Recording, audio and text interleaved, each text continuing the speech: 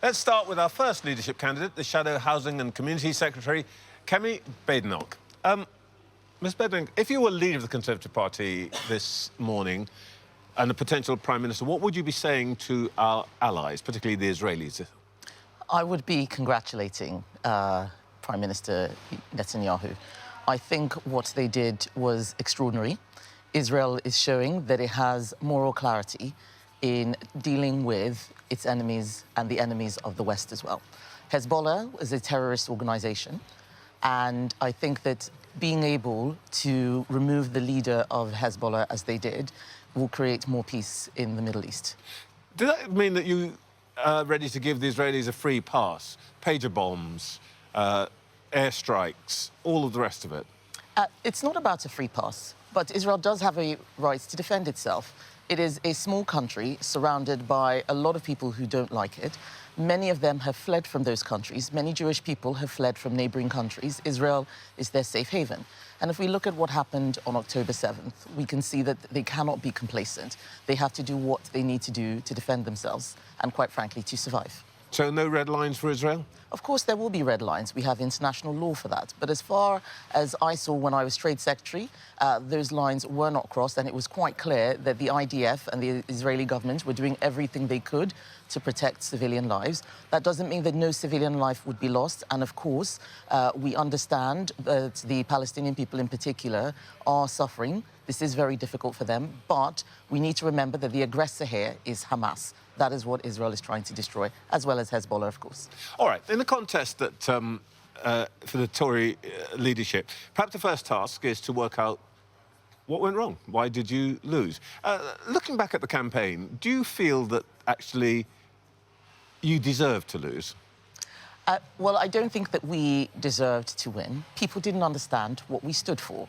I often tell people that we were talking right and governing left. An example of that is increasing lots of prison sentences, but we didn't get round to building prison places for all sorts of reasons. And from the public's perspective, it looked like we weren't delivering. We need to be able to show that we will do what we say and that we also say what we mean. That's what I want to bring to the contest. I have cut through because I speak with conviction and clarity. The public want that. The public want to know what conservatism is about. Well, we'll come back to the issue of your cut-through and all that in a second, but you said that no one knew what you stood for. Let me put what I think might be the real problem here, which is that the public knew exactly what you stood for. Parties under Boris Johnson, market chaos under Liz Truss, and record immigration figures under Rishi Sunak. That's what the public read. They knew what you're about, and that's why they didn't vote for you. I disagree. Of course, there will always be problems in any government. Keir Starmer has barely been in 100 days, and he's already mired in sleaze and accusations of corruption. He's lost a Labour MP. We will always have these things. Every Prime Minister, you go back to John Major, had them. But if you look at some of the examples that you gave, on immigration, we tried and kept... And failed. Exactly. That's what I mean by talking right and governing left, that we were not delivering. If we tell people that we're going to do something, we need to make sure that we do it. But the problem is that the public saw all of these examples and they understood that actually you had all the big talk, but actually you didn't deliver. You didn't deliver on the economy, you didn't deliver on immigration, and actually you didn't deliver on integrity and good conduct in government. I think the question to ask is, why didn't we deliver? It wasn't because we didn't want to. It is because we were not starting from first principles. This is what I'm bringing to this campaign. It's how I'm different from the other candidates. I'm not standing, throwing out lots of new policy and saying, this time we'll do this.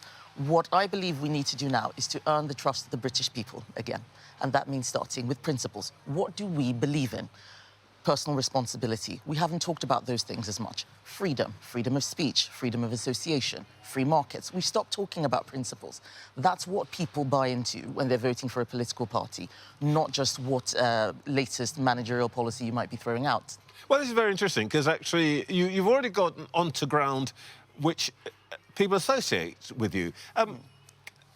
You were both the Secretary of State for Business and Trade and also the Minister for Equalities. Is it a matter of regret to you that hardly anybody remembers what your main job was, because what you say on these other issues, identity politics and so on, drowned all that out? It certainly was the case that even a passing comment on equalities would get a front-page news. And, you know, you sign trade deals, you deliver, you know, a transformation for steelworks in Port Talbot. It's a tiny little thing in at the bottom of a newspaper. I can't help that. What I can say is that every aspect of my job, whether it was business secretary, whether it's trade secretary or equalities minister, I got stuff done. When things are broken, I fix them, and that's what I want to do with the party. Well, actually, you bear some responsibility. I mean, and I'm complimenting you here that your capacity to attract public attention is pretty much unrivaled. You said this morning in the Telegraph something which I think is going to attract some attention. I'm sure it will. Yeah. Well, indeed. You talked about, it's about immigration, and what you talk about is not the numbers, but the nature of immigration and immigrants. And you say, I am struck, for example, by the number of recent immigrants to the UK who hate Israel. That sentiment has no place here. Which immigrants are we talking about? Well, people who come from countries where Israel is seen as an enemy. I remember growing up in Nigeria as a young child that people talked about Israel with a lot of positivity. What I didn't know is that in the northern part of the country, which was heavily Muslim, people spoke in a completely different way. And I also remember 10 years ago when 300 girls were stolen from school and taken away by Islamist terrorists. It resonates with what happened on October 7th. And so I'm always shocked by the number of people who are unable to sympathize with those victims, people who are ripping down posters. I think that's extraordinary. Missing children's posters being ripped down because people hate the country. I don't think that has any place here. It's interesting. You know, you make a virtue of your plain speaking and so on, but you evidently mean, when you say the number of recent immigrants who hate Israel, you evidently mean Muslim immigrants. Why didn't you just say that? Because it's not all Muslim immigrants. And this is what I don't do. I'm very careful when I speak. I've met many Muslim people who love Israel. I met them in the Middle East. When I went to Saudi, when I went to the UAE, you know, you look at the Abraham Accords, there are many people in the Middle East who want to support Israel. I remember reading, after this assassination of the Hezbollah leader, loads of people from Arab countries who were actually very pleased. That man caused chaos in Syria. So it is not all Muslims, but there are some, those who buy into Islamist ideology, political Islam, they do not like Israel. And we need to be able to distinguish between the two. That's why I don't just use a word that brings so many people into the group. You also say in this article, we need to demand those who come here love this country. How would you know? Are you thinking of reviving Norman Tebbett's cricket test? No, that's not how you do it. That's not how you do it. Well, how would you know? Well, you have to demand it. You have to demand it. If you don't ask people for something, then they're unlikely to give it. We can't just assume that people will come into the country and just naturally love it. Other countries demand it. When you move to other countries, they demand that you believe in the place. They demand that you commit to it. We are the ones who act as if our country is just a dormitory and people can pass through. I don't believe that. This is my home, and I want to defend it. But my same question, though, how would you know? And by the way, why would it matter to an employer whether his star engineer, who comes from Bangalore, loves Britain or not, as long as he does a good job? It doesn't... That's the best way of showing that he likes Britain, to do a good job for us, isn't it? Yes, but it is not the employer's job to control immigration. It is government's job, and it should matter to government and to government ministers. Obviously, it's not something that you ask at the border and say, do you love the UK? It is something that you create as an expectation. This is how you drive culture. It's not through forms or through tests. It is through what the leaders say and do, and the legislation that we put in place to follow that up. All right. One of the things that Conservative members and MPs will be looking at is the issue of character. Now, how can I put this? This is going to be an awkward question, isn't it? This is going to be an awkward question. No, not at all. You know, I'm very nice. David Tennant, Narendra Doris, former Post Office Chair Henry Staunton, just three of the many individuals whom you've exchanged angry words publicly. You evidently like a row, but what is it about you that provokes people?